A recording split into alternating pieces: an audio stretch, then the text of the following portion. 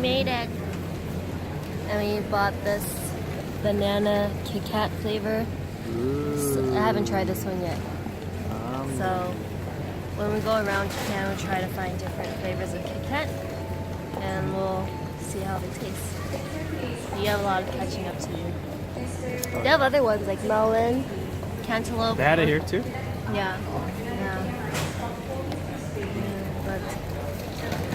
So we're gonna try to find our transportation. It's supposed to be some railway, and then we have to make one transfer to a different subway line, and then we'll be at our Airbnb. Let's get used to holding this so we're both in frame. Okay.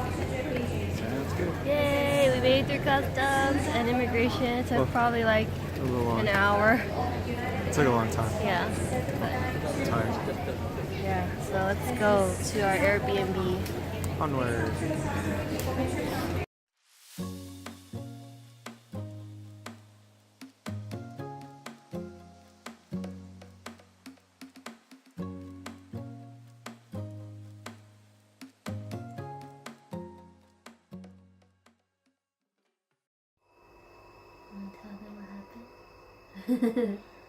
It's been... How long has it been now? So I think we probably got to the train land? station around 6:30. Let me see. What's the Japan time, now? 6:30 p.m. Still an American. And it's now 10:45 p.m. Japan time. AKA 5:40 a.m. So I'm tired. we've kind of been roaming around for the first 2 hours trying to find this place. And I asked for instructions to different people.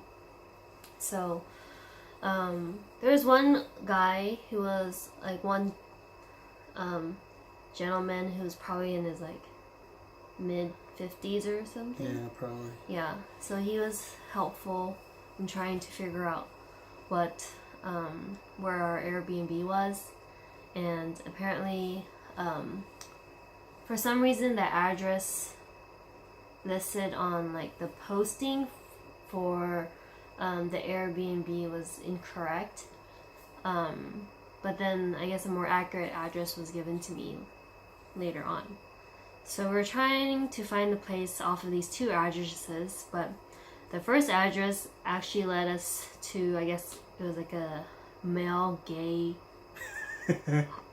hotel or hospice. I don't know what it was. I wasn't quite sure. Yeah, but it was basically like all dudes there, and I did actually go into that place to ask for instructions, because it just didn't look like an Airbnb, but it ended up not being in the right place, obviously. And then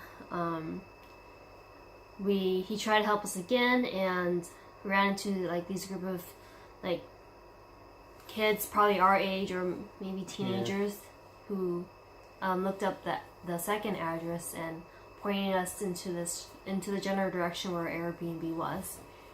But we weren't given a lot of information about like what apartment or how to get the key. So usually, I guess with Airbnbs, they give you like the house rules or a manual, and in the manual it tells you instructions like the apartment number, and usually there's like a mailbox with a combination lock that you can open to get the key.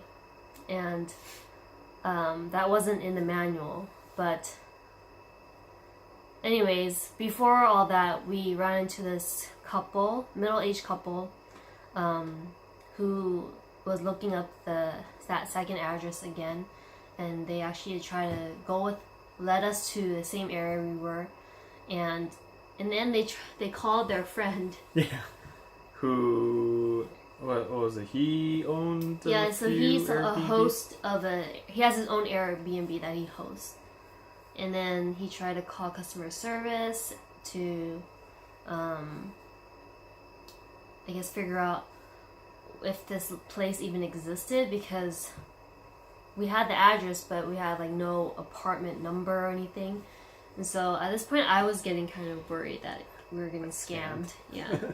So because even the phone number wasn't Yeah, the phone number, I guess the country code wasn't a Japanese code. So in Japan, the code is 81, and then the one that was listed in the email confirmation was like 68 or 65 or something.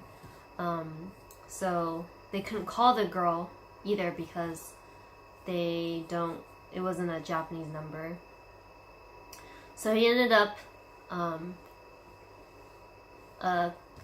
contacting customer service, and the customer service person spoke a little bit of English, so I was trying to give her all my information about my reservation. And since we just arrived in the country, we don't have Wi-Fi or a telephone number or phone access.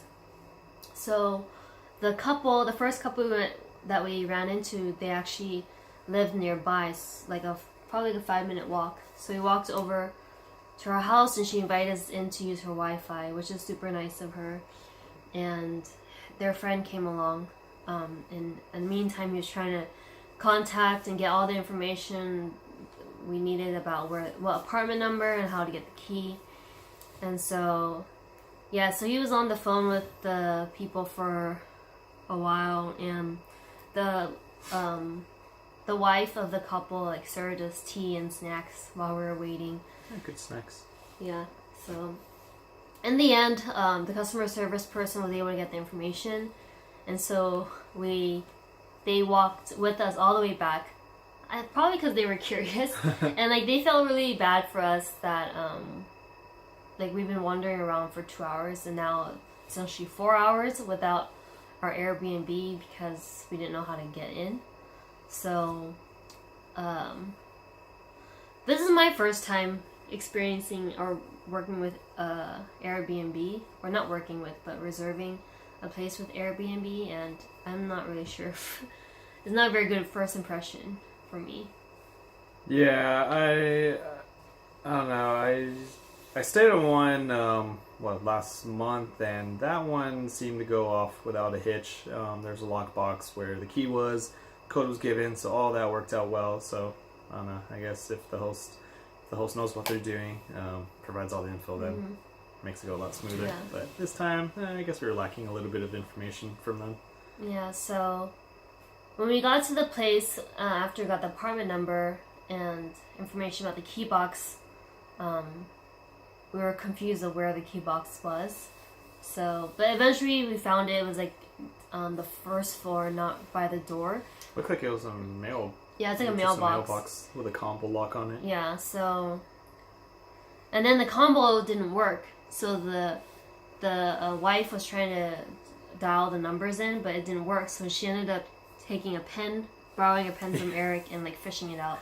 So that was like a hassle in itself. But eventually we got in, and honestly the Airbnb is not as nice as I expected it to be. So it has like a bedroom on this side with two like double-sized beds, and then this kind of like ghetto sofa, like a little table here where the phone is sitting right now, and like a toilet room. So it's like a little room that fits a single toilet, and then a separate room where it's like the shower and a bathtub. But they're like really tiny. You probably can only fit like 1 or 2 people into each room's like standing like right in front of each other. The washer and dryer is on the balcony, but the view is pretty nice. So this is the 1 bedroom with our luggage. It has these 2 double beds, and then here's the balcony. It's like, yeah, so this is our view, and we're pretty close to Skytree, which is this building up there, or like this like tower, and then we have washer dryer, like a tiny TV, and this ghetto couch I mentioned, and a little coffee table, microwave, fridge. So this is the bathroom or toilet room, and this is shower. So this area here is the shower area, and then a bath. So baths are pretty big in Japan. Usually what they do is shower to kind of clean themselves, and then soak in the bath for like a couple of like I don't know, just to like relax. So a few tens of minutes. But that's basically it for Airbnb. We're going to take a shower and all that and go to sleep because we kind of essentially been traveling for like 24 hours. Yeah, we're coming pretty close to 24 hours. So it's time to go to bed.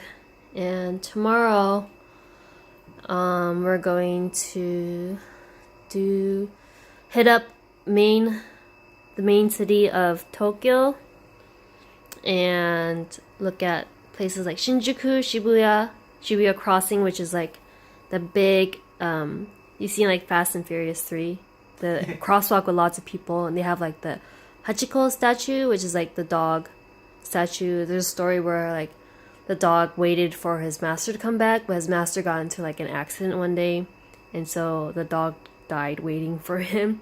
But it's the kind of a thing where like the dog was like loyal because he went to work for the master every day and then waited for him to come back every day. So anyways, that's kind of sidetrack. So